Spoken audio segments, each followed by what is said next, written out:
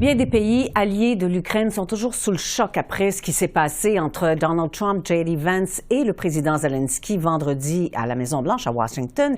Plusieurs observateurs à travers le monde ne se cachent plus pour parler de guet-apens tendu au président ukrainien. Alors, pour réagir, je retrouve Eugène Tcholy. Il est consul honoraire d'Ukraine à Montréal. Bonsoir, M. Tcholy. Bonsoir. Alors, on est encore en train d'essayer de mesurer l'impact de ce qui s'est passé vendredi. Et le président Zelensky a affirmé aujourd'hui qu'on est très, très loin d'un accord de paix avec la Russie. Est-ce que vous pensez que c'est exact? Bien, d'abord, permettez-moi de vous dire que j'ai essayé de comprendre un peu ce qui s'est passé vendredi et en quoi les propos du président ukrainien pouvaient être insultants pour la Maison-Blanche. Et essentiellement, ce que M. Zelensky a fait valoir vendredi est sur ces deux points. Le premier, c'est qu'un cessez-le-feu et un accord de paix doivent comprendre des garanties de sécurité, puisque Poutine ne respecte pas ses engagements et les traités que la Russie a signés, comme en font preuve les violations par la Russie des traités de Minsk de 2014 et de 2015, et de l'entente de Paris de 2019 pour mettre en œuvre un cessez-le-feu. Et le deuxième point qu'il a fait valoir, c'est que même si un océan les sépare, les États-Unis sont également à risque en raison des plans impérialistes du Kremlin. Et à cela, la raison pour laquelle je ne comprends pas pourquoi ces propos pouvaient être insultants pour le président des États-Unis, c'est que au début de l'année, le secrétaire général de l'OTAN, Mark Rutte, avait déclaré que l'avenir de la sécurité européenne et mondiale dépendait de l'issue de la guerre en Ukraine.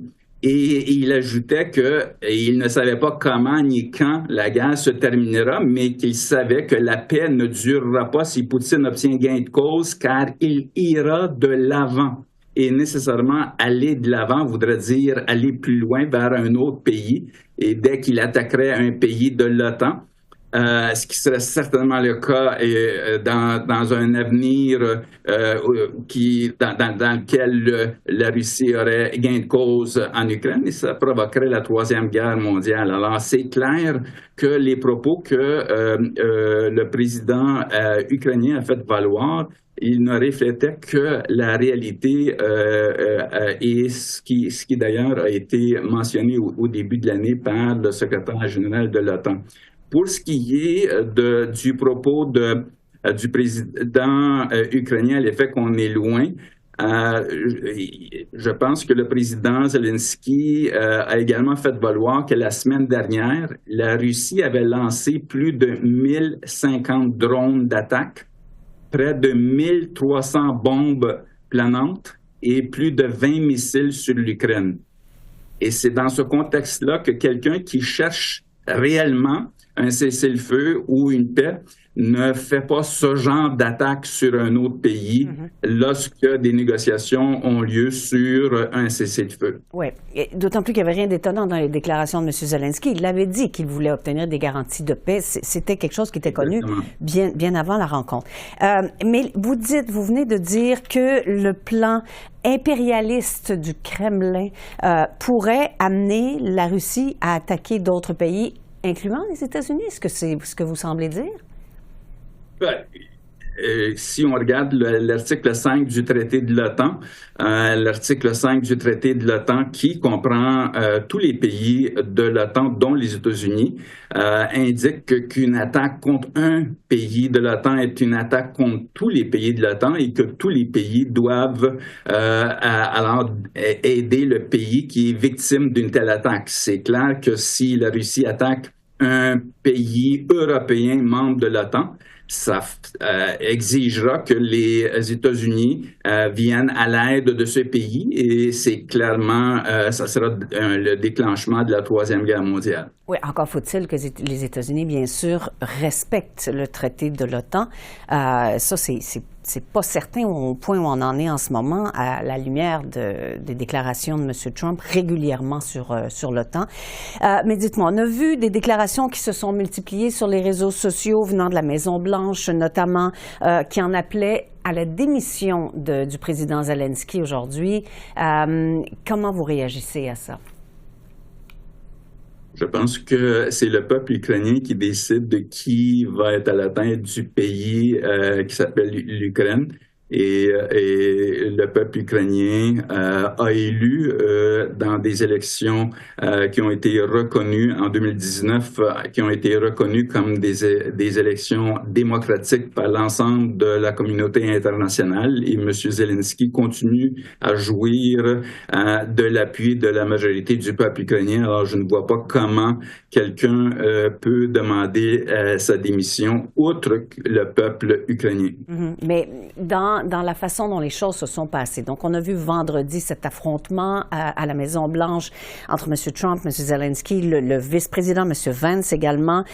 Et par la suite, on voit les publications qui commencent à arriver ou dans lesquelles on demande la démission de M. Zelensky. Est-ce que vous y voyez une suite dans ces événements-là? Est-ce qu'il y a c'est l'un est la conséquence de l'autre, selon vous? Je pense que il est difficile de comprendre. Il était difficile pour moi de comprendre pourquoi le président des États-Unis et le vice-président ont réagi de la façon qu'ils ont réagi vendredi. Et donc, ne comprenant pas leur attitude le vendredi, je comprends encore moins les appels qui sont faits pour la démission de M. Zelensky. Et encore une fois, je répète que c'est le peuple ukrainien qui décide qui sera à la tête du pays et non pas des politiciens d'un autre pays. Est-ce que si l'aide américaine cessait maintenant, est-ce que l'Ukraine aurait encore espoir de pouvoir se battre pour repousser la Russie?